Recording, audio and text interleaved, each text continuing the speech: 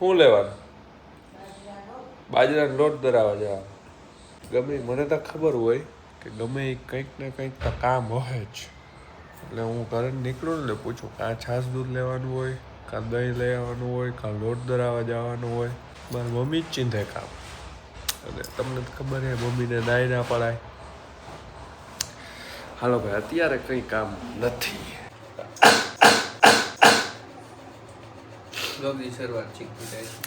સવારમાં 3-4 ખાઈ લીધી.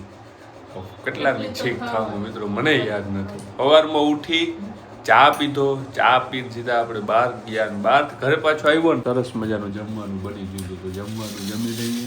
મારા ભાઈએ તો રોટલી ચોરી. હો લે લે લે, એક્ટિંગ તો આવડે હો. બાકી તમે એક્ટિંગ કરતો જ નથી બ્લોગમાં ભાઈ. કરતા પાસે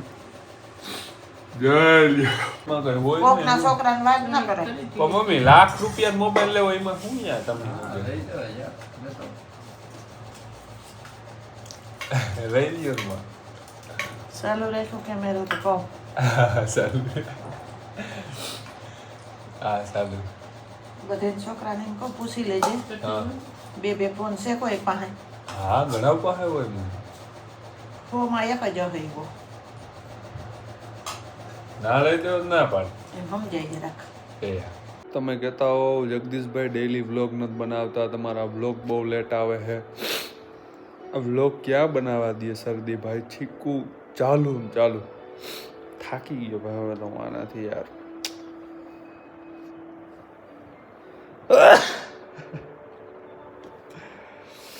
યાર તમને ખબર હોય ને ભાઈ, તો મેં આની પહેલાંના વ્લોગમાં તમને એક વાત કીધી હતી કે ભાઈ આપણી ગાડીમાં એક ફોલ્ટ આવ્યો. હું નાવદરાથી ભાઈ આવતો હતો ને ત્યાં મેં તમને વાત કરી હતી કે આપણી ગાડીમાં એક ફોલ્ટ આવ્યો. ત્યારે 1-2 જણાની કમેન્ટ પ્લસમાં ઘણા બધા લોકો મને પૂછતા હતા ઇન્સ્ટાગ્રામમાં ને એમાં કે ભાઈ શું ફોલ્ટ આવ્યો.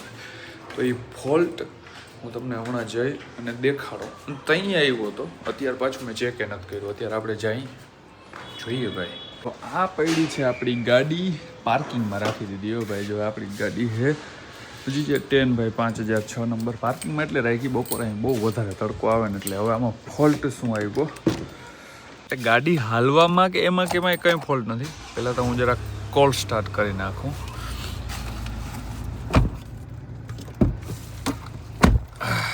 બાકી ભાઈ આપણી ગાડીનું ઇન્ટિરિયર ને બધું તમને દેખાડેલ છે. એવરેજની વાત કરીએ ને ભાઈ તો એવરેજ અત્યારે કેટલી દેખાડે ખબર? 13 કિલોમીટરની. હવે તમે વિચારતા હોય કે ભાઈ 13 કિલોમીટરની જ એવરેજ દેખાડે. તમે જ કહેતા હો ભાઈ 19-20ની.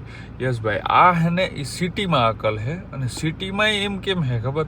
અત્યારે જો 12.9 થઈ ગઈ 13માંથી. તમે વિચારતા હો કે ભાઈ ત્યાં 13ની દેખાડે તો એનાથી ઓછી દેખાડે, એનાથી ઓછી ગાડી એવરેજ આપતી હોય. તો ભાઈ એવું કંઈ નથી. આપણી ગાડી છે ને સિટીમાં જ આવેલી છે ને 13ની એવરેજ દે. અત્યારે હાઈવે ઉપર હું ચડાવું ને મારી ગાડી એટલે કેટલા કિલોમીટર? 20 કિલોમીટર કન્ટિન્યુ ભાઈ 90 હાલી જાય ને એટલે એવરેજ સેટ થઈ જાય. અત્યારે ભલે અહીંયા 13ની એવરેજ બતાવે પણ જે આ દેખાય ને તમને પેટ્રોલ આમાં કેટલું છે ભાઈ, એ કાંટામાંથી આ રેન્જ છે ને એ હાવ ધીરે ધીરે ઓછી થાય. ભલે એ મેટર નથી કરતું કાંઈ નીચે ભાઈ 13ની જ એવરેજ દેખાડે, પણ તમારી રેન્જ કેટલી સ્પીડમાં ઉતરે છે એ મેટર વધારે કરે છે.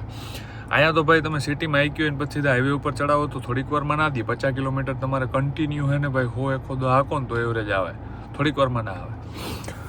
બીજી વાત, આપણી ગાડીમાં પ્રોબ્લેમ શું આવ્યો હતો ખબર? હમણાં સાઉન્ડનો. હવે એમાં સાઉન્ડનો પ્રોબ્લેમ એટલે ભાઈ છે ને દ્વારકા તમને ખબર હોય ને તો અમે જતા હતા ને ત્યારે પ્રોબ્લેમ આવ્યો. પ્રોબ્લેમમાં સોંગ વાગતા હતા ઓલરેડી અને મેં ઓચિકતાનું ફૂલ સ્પીડમાં આમ સાઉન્ડ કરી દીધું.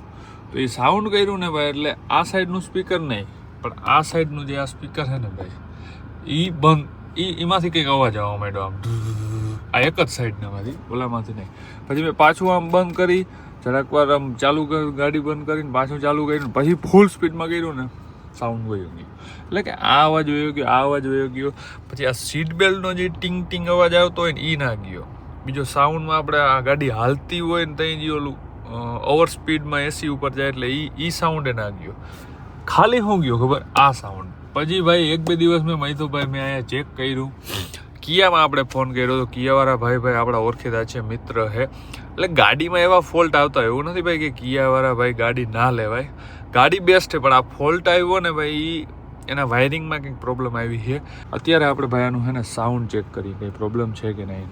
પ્રોબ્લેમમાં ભાઈ પછી મને ખબર પડી કે પ્રોબ્લેમ શું હતી ખબર, આ સાઉન્ડ જે આવે ને આનું, આ 1x કરી નાખો એટલે તમને હરખું આ સાઉન્ડ આવે ને ભાઈ, એમાં ઇક્વિલાઇઝરમાં બાસ છે ને ભાઈ 10 ઉપર હતું અને ઓચિકતાનું મેં સાઉન્ડ ફૂલ કર્યું, એટલે આવી રીતના થઈ ગયું.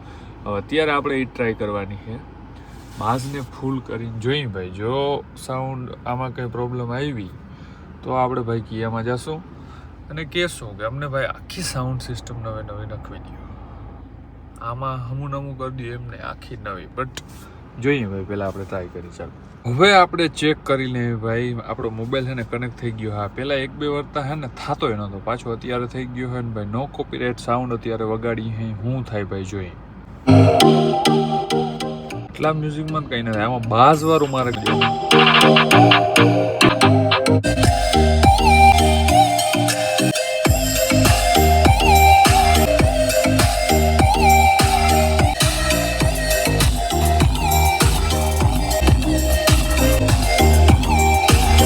શું થાય ખબર, આ બાઝ મેં 10 ઉપર કરી નાખ્યું ને તો સાઉન્ડ આમ જાય બેમાં મિક્સમાં આમ વરી આ બાજુ જાય. મ્યુઝિકમાં તો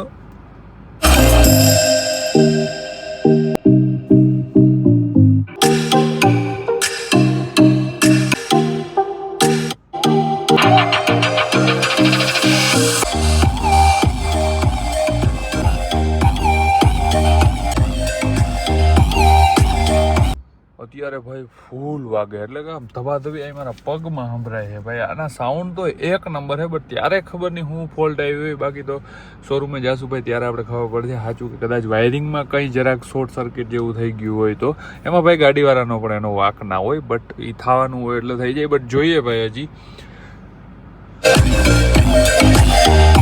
બટ આમાં એક શું પ્રોબ્લેમ થાય ખબર, ગમે એ મ્યુઝિક હું વગાડું હોઉં ને, બાઝ છે ને ભાઈ, બાઝ 10 ઉપર બાઝ રાખ્યું છે તો એ ભાઈ સાઉન્ડ છે ને એ 1 સેકન્ડ આ બાજુથી વાગે. આમ કેમ બોલું, અમુક ડોલ્બી સાઉન્ડ હોય આમ થતા હોય, એટલે શું આ ડોલ્બી હશે આ મ્યુઝિક? આ બાજુ ઓલી બાજુ.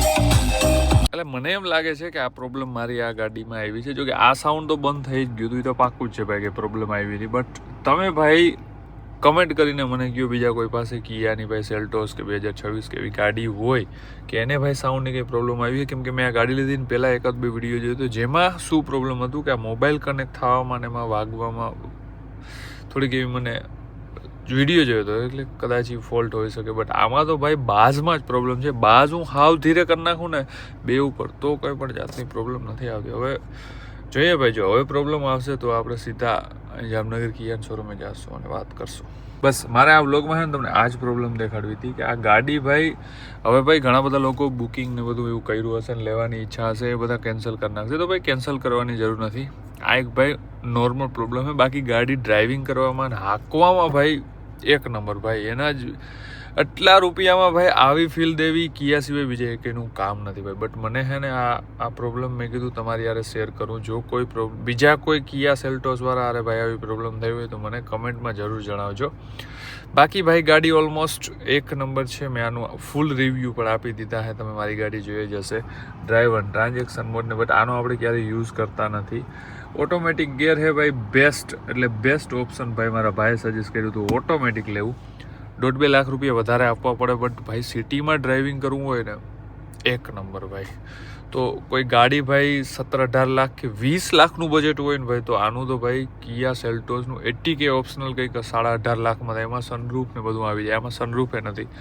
સનરૂફ નથી લીધુંનું કારણ ભાઈ પછી વરરાજાની એન્ટ્રીમાં મારી ગાડી બહુ જાય ભાઈ. બાકી ઘણા બધા એમ લોકો કહેતા હોય કે ભાઈ આ અને ઓલી ગાડી લેવાય. હું એમ કહું છું 17 લાખના બજેટમાં આનાથી સારી પ્રીમિયમ લુક પ્લસમાં આવું ઇન્ટિરિયર, એટલી લેન્થ, એટલી લંબાઈવાળી ગાડી અને એટલી સ્પેસવાળી ગાડી કોણ આપે? 17 લાખ. પછી તમે 20 લાખે ના જતા ભાઈ, એ કમેન્ટ કરો. હાલો 17 લાખમાં આને ટક્કર દે એવી ગાડી છે બીજી એ કંઈ તો કમેન્ટ કરો. પછી સ્કોર્પિયો એનમાં ના જતા, કેમ કે એની પ્રાઇસ ભાઈ બેઝ મોડલમાં જ કંઈ આવતું નથી. ઓન રોડ ભાઈ કંઈક ઓલા ટોપ મોડલ 25 લાખ આજુબાજુ થાય. 17 લાખ ઉપર ભાઈ એનું ટોપ મોડલ, ટોપ નહીં હાલો બેઝ મોડલ ભાઈ 17 લાખ ઉપર ના થવું જોઈએ. બેઝ મોડલ કદાચ હશે ને તો આ ગાડીને ટક્કર નહીં દે 17 લાખ રૂપિયામાં ઓટોમેટિકમાં. બાકી આજનો વિડીયો આપણે પૂરો કરી. કેવો લાગ્યો વ્લોગ એક નીચે કમેન્ટ કરી દેજો. બધાને જય દ્વારકાધીશ, જય શ્રી રામ. મળશું નેક્સ્ટ વ્લોગ વિડીયોની અંદર. ત્યાં સુધી બધા પોતપોતાનું ધ્યાન રાખે. બાય.